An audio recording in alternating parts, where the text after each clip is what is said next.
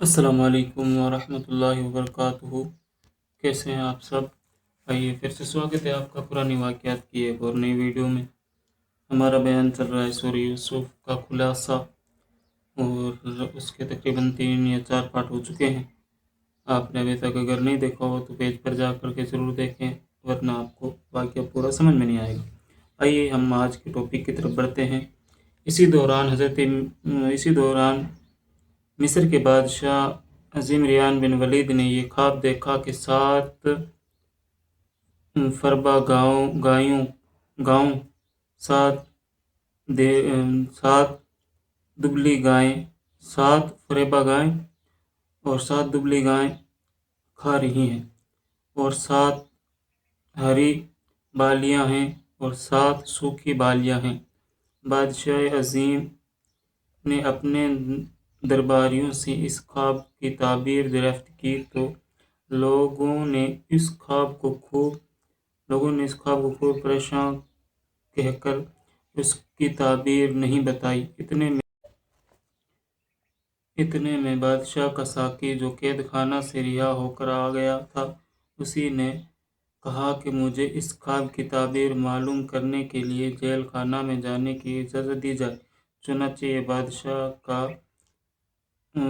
فرستہ ہو کر قید خانہ میں حضرت یوسف علیہ السلام کے پاس گیا اور بادشاہ کا خواب بیان کر کے تعبیر دریافت کی۔ 7 دبلی گائیں 7 موٹی گائیں کو کھا رہی ہیں اور 7 ہری بالیاں ہیں اور 7 سوکھی۔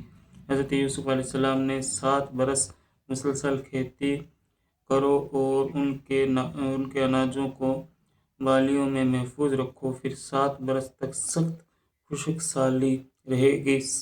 کہت کہ ان سالوں پر برسوں میں پہلے 7 برسوں کا محفوظ کیا ہوا اناج لوگ کھائیں گے، اس کے بعد پھر ہریالی کا سال آئے گا۔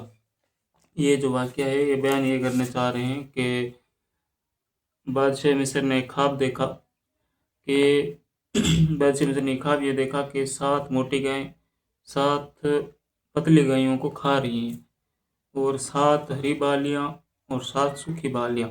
اس کا خواب دربار میں کوئی بتا نہیں سکا۔ پھر حضرت یوسف علیہ السلام کے پاس جایا گیا اور ان سے یہ خواب دریافت کیا اور ان سے تعبیر پوچھی، تو انہوں نے تعبیر یہ بتائی کہ 7 سال ہریالی ہوگی، یعنی کہ 7 سال فصلیں ہوں گی، اور 7 سال سوکھا رہے گا، یعنی قحط پڑے گا۔ تو آپ ایسا کیجئے کہ جو پہلے 7 سال کا جو اناج ہوگا اس کو محفوظ کر لیا جائے، کیونکہ 7 سال جو بعد میں قحط پڑے گا اس میں وہ کام دے گا۔ پھر آگے کیا ہوتا ہے؟ قاصد نے واپس جا کر بادشاہ کو اس خواب کی تعبیر بتائی تو بادشاہ نے حکم دیا کہ حضرت یوسف علیہ السلام کو جیل خانہ سے نکال کر میرے دربار میں لاؤ۔ قاصد رہا کا پروانہ لے کر جیل خانہ میں پہنچا تو آپ نے فرمایا کہ پہلے زلیخا اور دوسری عورتوں کے ذریعے میری بے گناہی اور پاک دامنی کا اظہار کر لیا جائے، اس کے بعد ہی میں جیل سے باہر نکلوں گا۔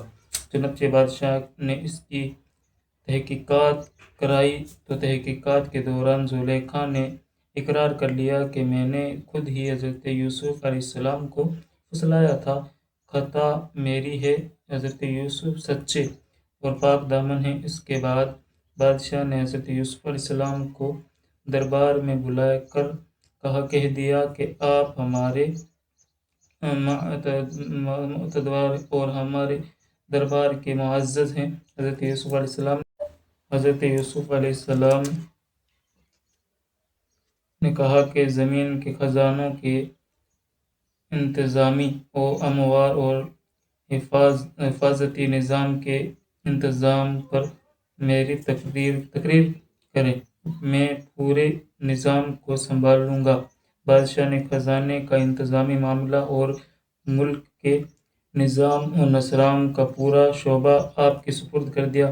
اس طرح ملک مصر کی حکمرانی اقتدار آپ کو مل گیا۔ اس کے بعد آپ نے خزانوں کا نظام اپنے ہاتھ میں لے کر 7 سال تک کھیتی کا پلان چلایا اور اناجوں کو بالیوں میں محفوظ کیا، یہاں تک کہ قحط اور خشک سالی کا زمانہ شروع ہو گیا۔ پورے سلطنت کے لوگ غلہ کی خریداری کے لیے مصر آنا شروع ہو گئے اور آپ نے گلوں کی فروخت شروع کر دی۔ اسی سلسلے میں آپ کے بھائی کنان سے مصر حضرت یوسف علیہ السلام نے تو ان لوگوں کو دیکھتے ہی پہلی نظر میں پہچان لیا، مگر آپ کے بھائیوں نے آپ کو بالکل ہی نہیں پہچانا۔ آپ نے ان لوگوں کو غلہ دیا اور پھر فرمایا کہ تمہارا ایک بھائی بنیامین ہے، آئندہ اس کو اپنے ساتھ لانا، اگر تم آئندہ اس کو نہ لائے تو تمہیں غلہ نہیں ملے گا۔ بھائیوں نے جواب دیا کہ ہم اس کے والد کو رضامند کرنے کی کوشش کریں گے۔ پھر حضرت یوسف علیہ السلام نے اپنے غلاموں سے کہ تم ان کی نقدیوں کی ان کی بوریوں میں ڈال دو، یعنی کہ جو تولنے کا جو پالنا ہوتا ہے ان کی بوریوں میں ڈال دو، تاکہ یہ لوگ جب اپنے گھر پہنچے کر نقدیوں کو دیکھیں گے تو امید ہے کہ ضرور یہ لوگ واپس آئیں گے۔ چنانچہ جب آپ نے یہ لوگ اپنے والد کے پاس پہنچے تو کہنے لگے، ابا جان، آپ کیا ہوگا؟ عزیز مصر نے تو یہ کہہ دیا ہے کہ جب تم لوگ بنیامین کو ساتھ لے کر نہ آؤ گے تو تمہیں غلہ نہیں ملے گا، لہٰذا بنیامین کو ہمارے ساتھ بھیج دیتے تاکہ ہم ان کے حصے کا غلہ بھی لیں، اور آپ اطمینان رکھیں کہ ہم ان کی حفاظت کریں گے۔ ان کے بعد جب ان لوگوں نے اپنی بوریوں کو کھولا تو حیران رہ گئے کہ ان کی رقمیں اور نقدیاں ان کی بوریوں میں موجود تھیں۔ دیکھ کر برادران یوسف نے اپنے والد سے کہا کہ ابا جان، اس سے بڑھ کر اچھا سلوک اور کیا چاہیے، دیکھ لیجیے، عزیز مصر نے ہم کو پورا غلہ بھی دیا، ایسے کیسے بھروسہ کر لوں؟ لیکن ہاں، اگر تم لوگ حلف اٹھا کر میرے سامنے عہد کرو تو البتہ میں اس کو بیچ سکتا ہوں۔ یہ سن کر سب بھائیوں نے حلف لے کر عہد کیا اور آپ نے ان لوگوں کے ساتھ بنیامین کو بیچ دیا۔ باقی کا واقعہ انشاءاللہ کل سنیں گے۔ اگر اس واقعے کے اندر یا اس ویڈیو کے اندر آپ کو اگر کہیں کٹ نظر آئے یا ایک دو بات ادھر ادھر ہو جائے تو معافی چاہوں گا، کیونکہ میری موبائل کے اندر کوئی مسٹیک چل رہی ہے، اس وجہ سے کیا ہے تھوڑا کٹ لگ جا رہا ہے ہر بار۔